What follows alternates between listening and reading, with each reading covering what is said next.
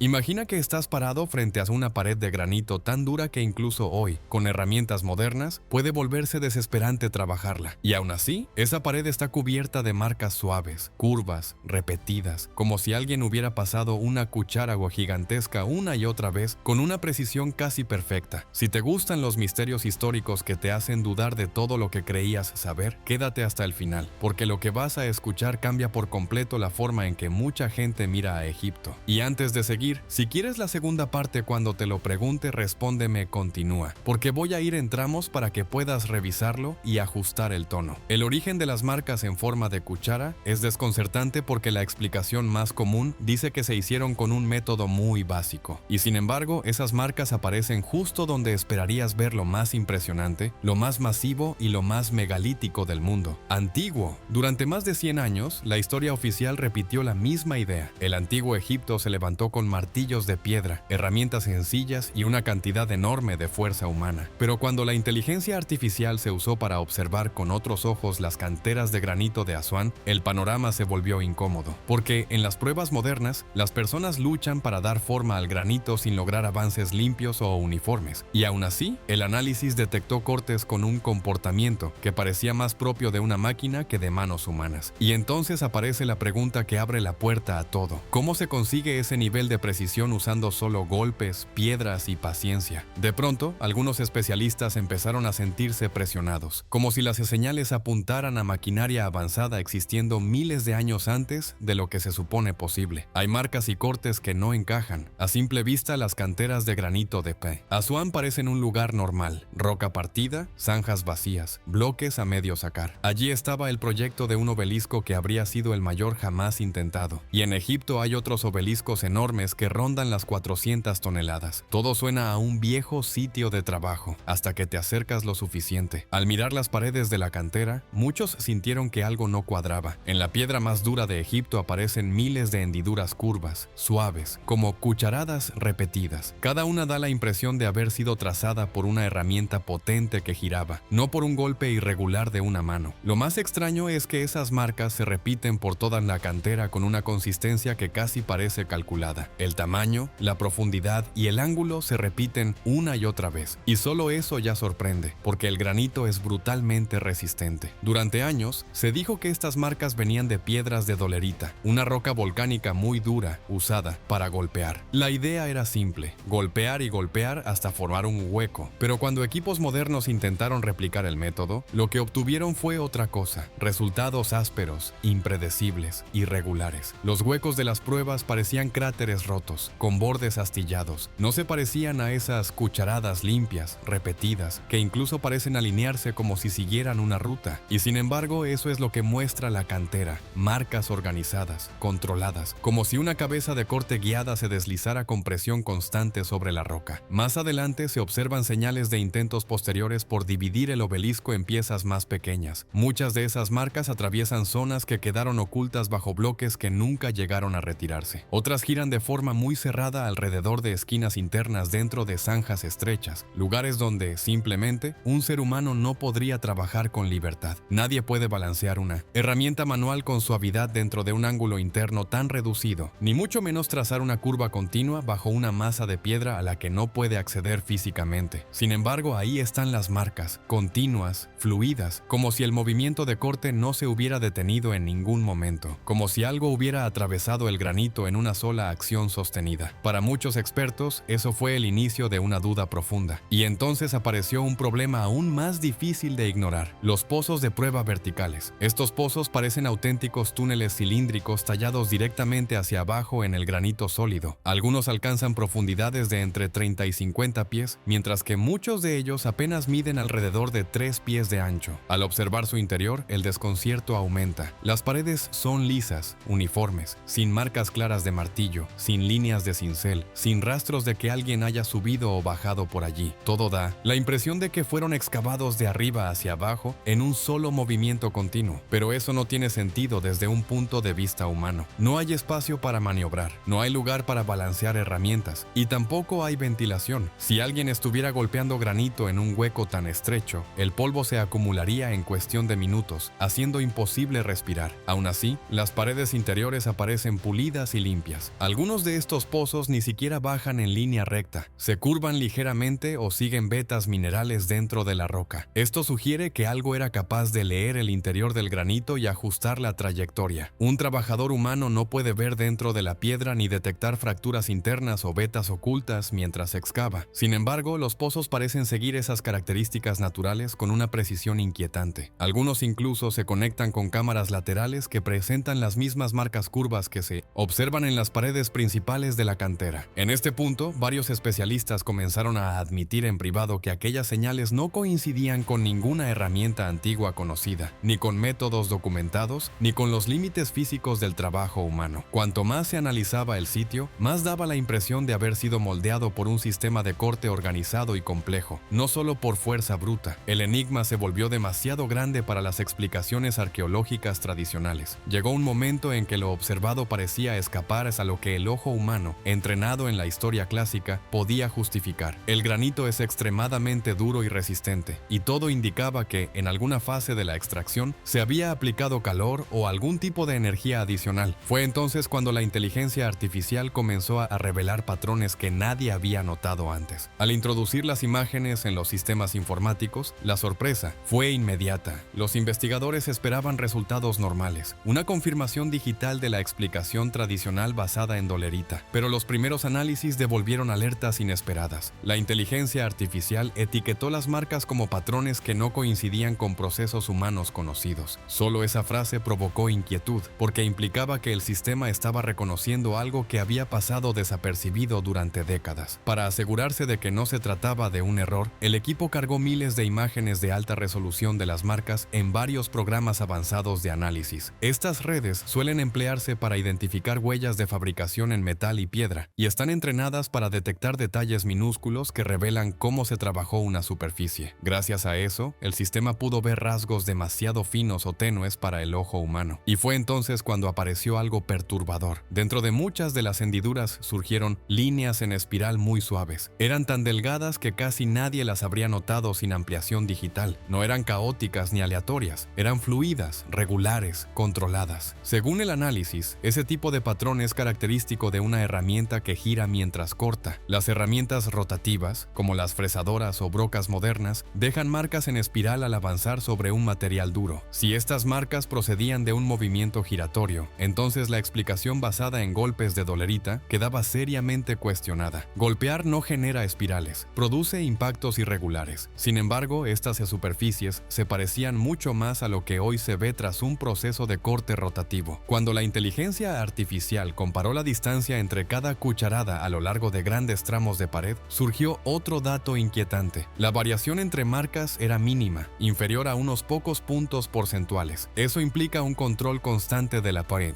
presión y del avance. El movimiento humano, por naturaleza, fluctúa. Golpear a mano genera irregularidades inevitables, pero aquí todo parecía medido, como si la herramienta tuviera parámetros fijos. Después, el sistema analizó la curvatura de las marcas y calculó el radio del corte. El resultado mostraba que muchas hendiduras compartían exactamente la misma curvatura, lo que sugiere una herramienta de forma y tamaño constantes. Lo más desconcertante era que esa curvatura se mantenía incluso cuando las marcas cambiaban de dirección o pasaban por debajo de obstáculos. Un ser humano no puede mantener una geometría tan perfecta en condiciones tan limitadas. Una máquina, sí. Luego la inteligencia artificial intentó comparar estas marcas con superficies creadas mediante golpes repetidos, es decir, con patrones de percusión. El resultado fue contundente. El sistema descartó por completo esa posibilidad. Según el análisis, la forma de las hendiduras no coincidía con ningún patrón conocido producido por martillos, ni en contextos antiguos ni en entornos industriales modernos. En cambio, la similitud más cercana aparecía en superficies trabajadas con herramientas de corte rotativo de la actualidad. Esta conclusión obligó a muchos expertos a replantearse todo lo que creían saber. Las marcas no parecían fruto del esfuerzo humano directo, sino el resultado de una fuerza mecánica controlada con intención y precisión. Pero lo más inquietante aún estaba por descubrirse. Al observar las superficies del granito a nivel microscópico, surgieron indicios inesperados, señales químicas y huellas que no deberían estar allí. Este hallazgo cayó como un golpe para los investigadores. Si los patrones visuales ya eran difíciles de explicar, los resultados químicos empujaban el misterio a un terreno todavía más incómodo. En el interior del granito se encontraron diminutas partículas incrustadas profundamente en los poros de la piedra. No se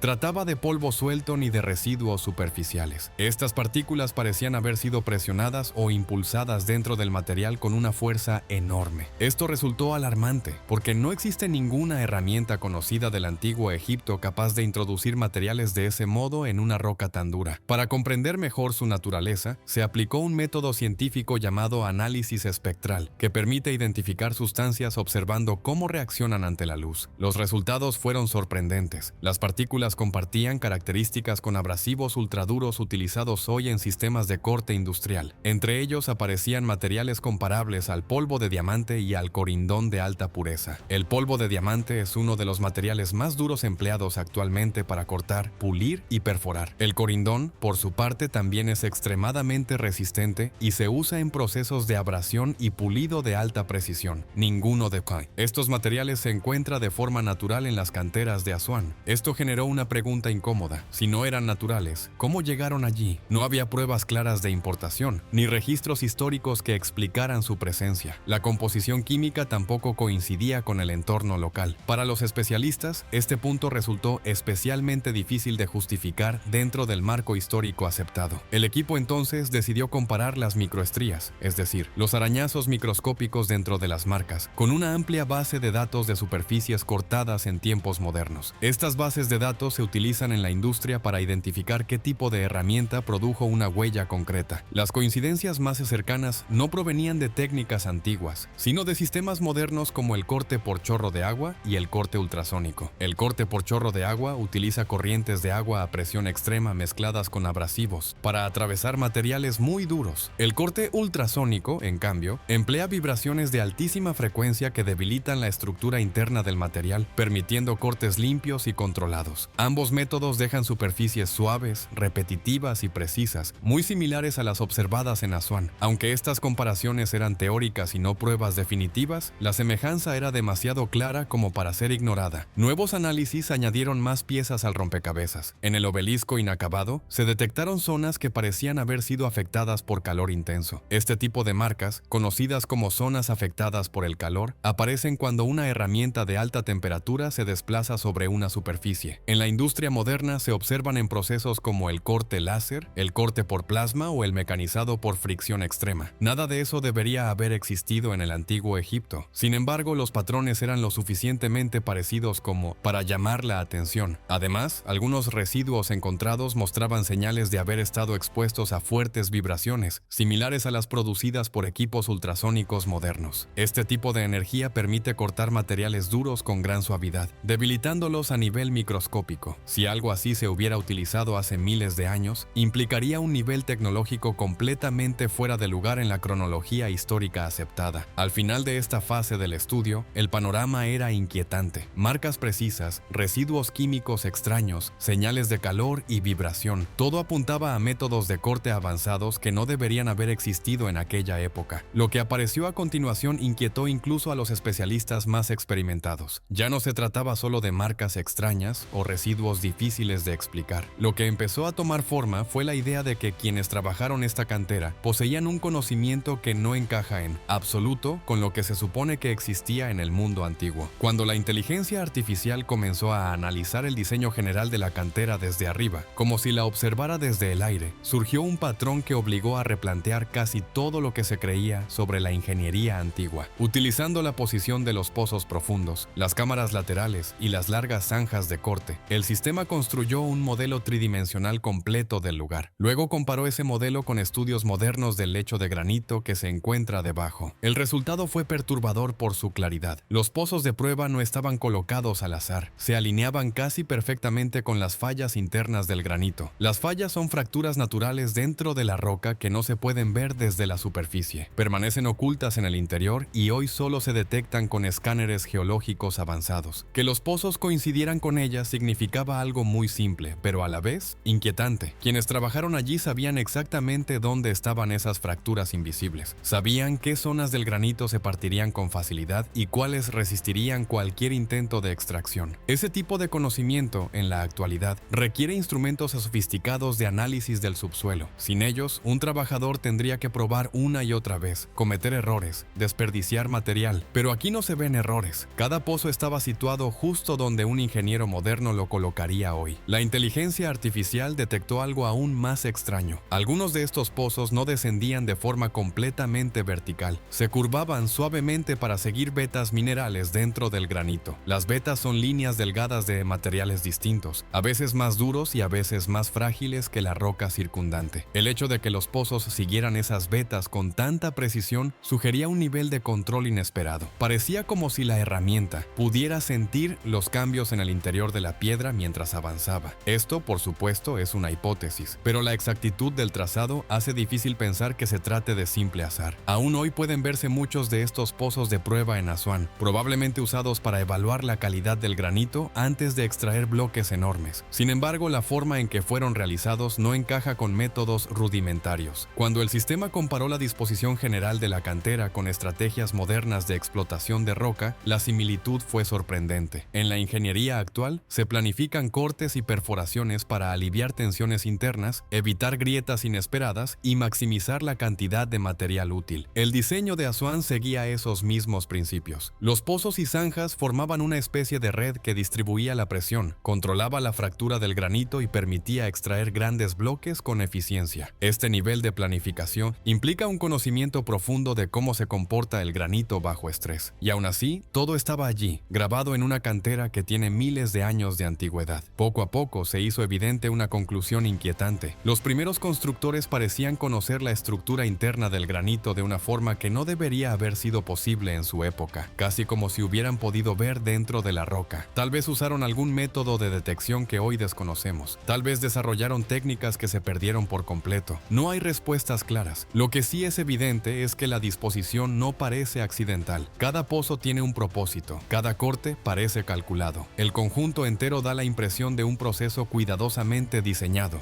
no de improvisación ni de simple fuerza humana. Y entonces apareció el descubrimiento que sacudió definitivamente a la comunidad arqueológica. En el extremo sur de la cantera, una zona que durante décadas fue catalogada como un simple puerto antiguo empezó a contar otra historia. A primera vista, esa gran depresión se había interpretado como un lugar donde los bloques se cargaban y se transportaban hacia el río, pero al ser analizada en detalle, esa explicación se desmoronó rápidamente. La cavidad era demasiado grande, demasiado profunda y demasiado regular para ser solo una zona de carga. Tenía una forma suave y cóncava, como si un objeto colosal hubiera sido retirado de una sola pieza. Sus paredes estaban cubiertas por las mismas marcas curvas del resto de la cantera, pero aquí eran más grandes y más densas. Todo indicaba que un bloque gigantesco había sido extraído con un nivel de precisión imposible de explicar con herramientas simples. Según los cálculos, ese bloque habría pesado entre 3.000 y 5.000 toneladas, mucho más que cualquier obelisco conocido. Tan pesado que incluso con la tecnología moderna sería un desafío moverlo. La idea de que trabajadores, con herramientas básicas de piedra o bronce, lograran extraer algo así parece difícil de aceptar. A ese asombro se sumó otro detalle inquietante. En las paredes de esa enorme cavidad aparecieron dibujos simples hechos con ocre rojo, figuras de aves, trazos básicos, símbolos muy antiguos. Ese estilo no pertenece a la época de los grandes faraones ni a las dinastías que levantaron pirámides y templos monumentales. Corresponde a comunidades mucho más antiguas, grupos predinásticos que existieron antes de la escritura, antes del Estado egipcio y antes de la gran arquitectura en piedra. Eran sociedades pequeñas, sin registros de herramientas avanzadas ni de conocimientos técnicos complejos. Que su arte apareciera allí no era extraño por sí solo. Lo verdaderamente perturbador fue lo que reveló el análisis posterior. Las marcas de corte estaban debajo de los dibujos. Eso significaba que cuando esas personas pintaron las paredes, el gigantesco bloque ya había sido extraído. Primero se realizó el corte de altísima precisión. Mucho después, alguien llegó y dejó esas pinturas simples sobre la superficie expuesta. Este solo hecho alteró por completo la línea temporal aceptada. Los cortes más avanzados no pertenecían a una etapa tardía del desarrollo egipcio. Eran anteriores incluso a las primeras dinastías. Eso llevó a una conclusión incómoda. La tecnología más sofisticada no apareció al final del proceso, sino al comienzo, y con el paso del tiempo algo se perdió. Los arqueólogos siempre esperaron encontrar una evolución lógica, métodos toscos al principio, técnicas cada vez mejores después, pero aquí ocurría lo contrario. Las marcas más antiguas eran las más limpias, rectas y precisas. Las posteriores eran más irregulares, más violentas, más torpes. Al analizar las distintas fases de trabajo en la cantera, se observó que las épocas históricas bien documentadas usaban métodos simples, cinceles de cobre, cuñas de madera madera, fuego y agua para fracturar la piedra. El llamado firecracking, calentar la roca y luego enfriarla bruscamente, dejaba superficies rotas, caóticas, completamente distintas de las marcas suaves y repetitivas del periodo más antiguo. El contraste no era sutil, era extremo. Parecía el registro de una pérdida de conocimiento, no de un progreso. Esto llevó a una idea inquietante. Los egipcios dinásticos no sabían cómo se habían hecho los primeros cortes. Heredaron una cantera ya trabajada, ya marcada por una tecnología que no comprendían. Intentaron imitar lo que vieron, pero solo pudieron hacerlo con los medios que tenían. El resultado fue una degradación clara en la calidad del trabajo. No hubo transmisión del conocimiento original, solo quedó el rastro. Algunos textos antiguos egipcios hablan de épocas anteriores destruidas por grandes catástrofes. Mencionan inundaciones, fuego que cae del cielo, tierras que se hunden bajo el mar. Durante mucho tiempo estas historias se consideraron mitos, pero cuando se colocan junto a las evidencias físicas de la cantera, adquieren otro peso. Estudios geológicos confirman que, al final de la última glaciación, el norte de África sufrió cambios drásticos, aumento del nivel del mar, alteraciones climáticas severas, transformaciones profundas del paisaje. No es especulación, es geología comprobada. En un escenario así, no es imposible imaginar una sociedad avanzada colapsando y perdiendo su conocimiento técnico. Si eso ocurrió, lo que hoy llamamos el inicio de Egipto podría no haber sido el comienzo, sino lo que vino después. Una civilización reconstruyendo su mundo sobre restos que no sabía reproducir. Cuando la inteligencia artificial comparó todas las etapas de trabajo en la cantera, el patrón fue claro y cruel. Cuanto más reciente la intervención, menor la precisión. Cuanto más antigua la marca, mayor el dominio técnico. Esto va en contra de lo que esperamos de la